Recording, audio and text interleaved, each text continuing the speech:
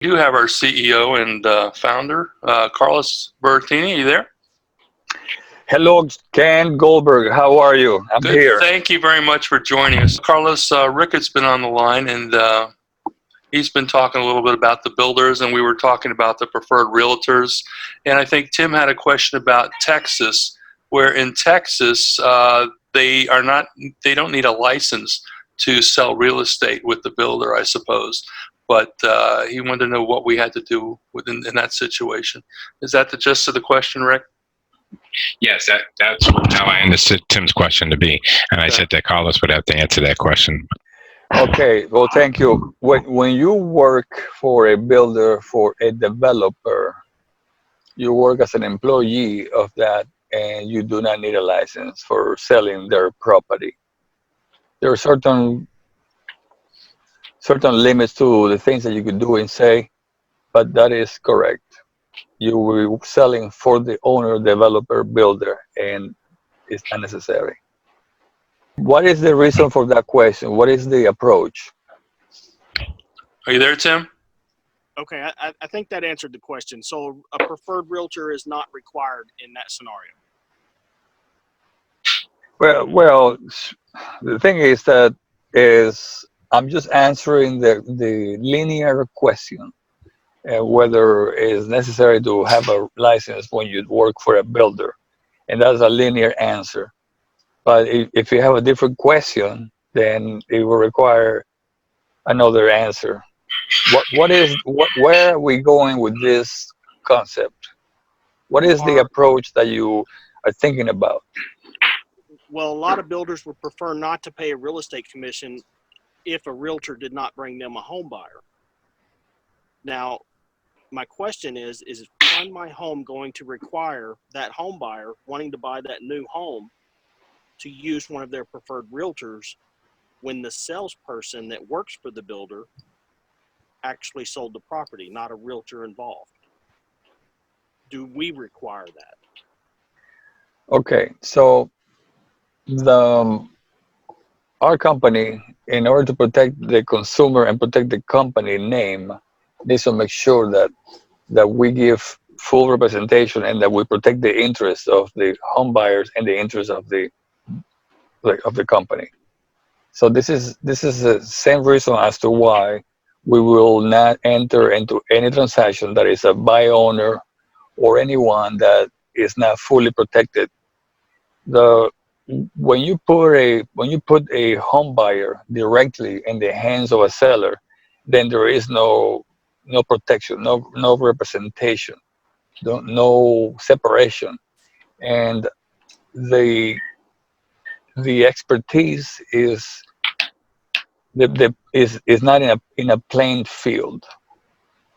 Is inadequate. There is too much expertise and knowledge, and then in one side there isn't. And of course, there is nothing wrong with this builder or the seller at the same, because profits are ethical and permissible profits, and for-profit companies are there to maximize every possible extra dollar. So the job of the builder, the seller, is to maximize the sale, maximize the net, the gross, as much as possible. There is something interesting here. In every transaction, there is a willing seller and a willing buyer. In every product that is manufactured, there is a very large margin, and they want to keep it all. So there's always a willing party, and that includes the seller. So this is why they have sales organization. This is why they pay tremendous amount of incentives for their sales organizations. So um, if you if you would to lay down, they'll go through your pocket and take every part of it. So then this is what we do. We're there to protect and to even the playing field. But price is not the only motivation. It's just to make sure that it's done correctly. And again, not speaking bad about a builder, nothing like that, but the builder contracts are complex contracts, and they have a multitude of addendums that need to be addressed carefully, and especially things such as cash transactions um, that are modified as cash transactions once you come outside of their preferred lenders. So, for example, you come in with a builder, you sign a contract, and the way that it works is, and it works very well like that for the building industry, is that when they come into you, they're not interested in you being pre-approved. They're interested in making you feel enamored and to be very enthusiastic about their product first. And for that, they have a sales system. Then they're going to make you sign a contract, put up all the addendums, all the upgrades, all the different options, and come up with a deposit. After we have a something that has been agreed upon, then it's time for you to go to their lender. But first, the sale, and it includes price, includes everything. So you come in and you make a sale based on whatever they tell you that the value is, and without knowing what the real value of the property is, and you come in as full boat, full price, and the profit margins are very very high. So now this is happening, and there is no way to tell that that home buyer actually can even purchase anything, because the seller is not interested in asking for any type of purchasing power. But now it goes through. There's a deposit now. Now it goes through their preferred lenders. When the preferred lenders cannot do the transaction, now here comes a very big letdown. Then wife, husband, they're like, oh my God, you gotta be kidding. We can't do this. Oh my God, I told all my family about this. I told our kids, everybody was so happy about it. Well, we can do it. However, you could go to your own lender, but at this point, then the contract modifies from having full protection of mortgage contingency, and it becomes a complete cash deal when it goes outside of their lenders, the preferred lenders. So this is why when we come in, we have to make sure that they understand that when we come in with us as our preferred lenders, that they have to authorize us to being their new additional preferred lender, so that the contract doesn't come out of it and it becomes a cash deal. And if you, because if you were to go to a lender and the lender wasn't able to get you the loan and you went outside of their preferred lenders, then your 7,000, 15,000 deposit is lost, and they will not give it back. No builder gives any money back, because that's what they are there. They want the deposit. So look, I'm not saying that this is illegal, okay, but it's not how we treat our home buyers. Our home buyers are job one, and we are more philanthropical than anything like that. So we're not here to try to catch anybody sleeping, but w- sales organizations, that's what they do. It's all about the board of directors, and everything is done under the law, and you sign the contract, and look, it's business. Don't take it personal. We take everything personal. For us, business is personal. Anyways, um, so kind of a long answer to that, but it's never a short answer in Fund My Home. Yes, thank you for that answer, Carlos. Tim, I hope that got your answer. I And, just and there is more to that answer. But I just give you some of it. But there is many reasons for why we do things, and it's kind of difficult to expose everything, because at the end, what we tell everybody to do is do the things that you can affect. Come and do what you came here to do. We'll do the rest. You bring a willing home buyer, that's it. We'll take care of the rest. So for us to completely educate everybody completely in the whole concept, so that we could paralyze you before you take a step, is not going to conduce into massive success. So simply promote what we do, home ownership. We'll take care of all the details. Good. And if not, then we're going to give you paralysis. If we got to talk about philosophy with everybody that we talk to in our company. Great.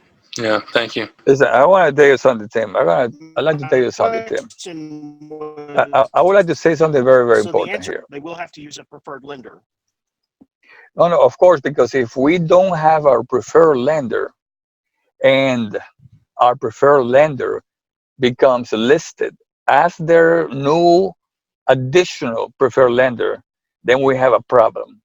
We have a situation that could become a a very detrimental situation for the home buyer.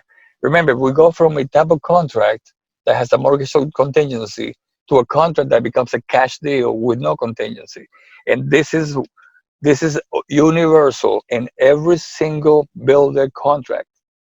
And the consumer is not aware of it. They simply go, oh, okay, so I'll go to Chase, I'll go to Wells Fargo myself. All right, yeah, okay, good for you. Let us know how's that working for you. And the moment that you come outside of the preferred lender list, the deal becomes a cash deal. And then when you lose your deposit, and you go, what do you mean you're not gonna give me my money back? Well, it's in the contract. What are you talking about? It's in the contract. I signed it because I thought it was all normal. No, it's right here. Look at this, close that. And that's not very fair. It's fully legal because it's in the contract, and the home buyer should have gotten representation, an attorney, a realtor, or somebody said, "Oh, hold on, let me tell you what I know about this." But they come in unsuspecting, unprotected, and it's business. Don't take it personal. So our lenders will have to be listed as their additional preferred lender, so that it doesn't come outside of the network, their network. Francisco Lozado, let me open your hand. Go ahead, Francisco. There you go. Yes, can you hear me? Yes, sir. Carlos, is the preferred lender that we have competitive on closing costs with the primary lender? Yeah, 100%. Okay. The lenders, Mhm. the industry is highly regulated, and the fees had nothing to do with lenders. What the lenders have, they have underwriting fees, and that's it. Every single fee has to do with things that has to be fully um, documented and in compliance with all kinds of laws, including RESPA laws, etc. Good. Three laws. And what that means is when there are zero tolerance in those fees. In other words, when the fees are set and spoken about, they can never change. When they change, you cannot, by law, you cannot um, come back and revise this documentation, this good faith estimates, and whatever loan estimates. The lender has to eat it. So if there's any change of any type of fee, the lender has to eat it completely. It's the law. There is no coming in and bringing the buyer out of budget. Those days are over since 2011. So it's a very, very highly regulated industry. Now, the lenders that that we have, that we will have, because they will always be additional lenders, and it will be different. It will be always a moving improvement. But those are sellers to Fannie Mae and Freddie Mac. The ultimate guidelines does not come from anybody but Fannie Mae. The marketplace is dictated by by the demand, but all those rates, all those fees, all that is all market driven by Fannie Mae, Freddie Mac, FHA, et cetera, et cetera, et cetera. There is nothing. Remember that we require that our lenders um, provide government-backed loans. That's it. We reject anything that is not a government-backed loan. So those rates are dictated, those terms and conditions, by the government agencies. So everything here that we do is market-driven, completely. Everything completely. So that will be the answer to that. Thank you. Thank you, Francisco. Any other questions for Carlos? So thank you so much. I work a lot. I work great long hours, but I love every one of them. I gotta tell you that. So Great. thank you, Ken. Thank you, Carlos. We'll talk to you tomorrow night. Good night. Thank you. Bye-bye.